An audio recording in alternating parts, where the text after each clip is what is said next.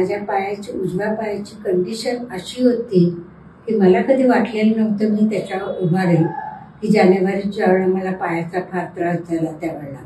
पण त्यांची जिद्द होती आणि त्या जिद्दीनं त्यांनी मला उभं केलं आणि आज काय माझा प्रोग्रेस तो तुम्ही बघितलाय.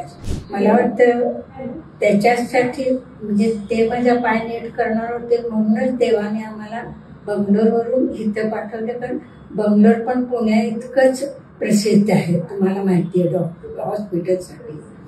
पण आम्ही इथं आलो आणि हे झालं आणि त्यांनी जे केलं माझ्यासाठी ते डॉक्टर म्हणून केलं म्हणण्यापेक्षा आपल्या घरातली व्यक्ती आणि ह्याला उभं करायचं ह्या ह्याच्यात त्यांनी केलं. आणि इथं ज्या मावश्या आहेत ना, म्हणजे माझ्या तोंडातून हे आपोआप यायला लागले, ह्या इतक्या प्रेमळ आहेत की माझी काळजी त्यांनी लहान मूल. कारण त्यावेळेला माझी इथं आली तेव्हा कंडिशन अशी होती की माझ्या पूर्ण अंगामध्ये कळा होत्या, कारण मी रुमॅटॉइड आर्थरायटिसची पेशंट आहे.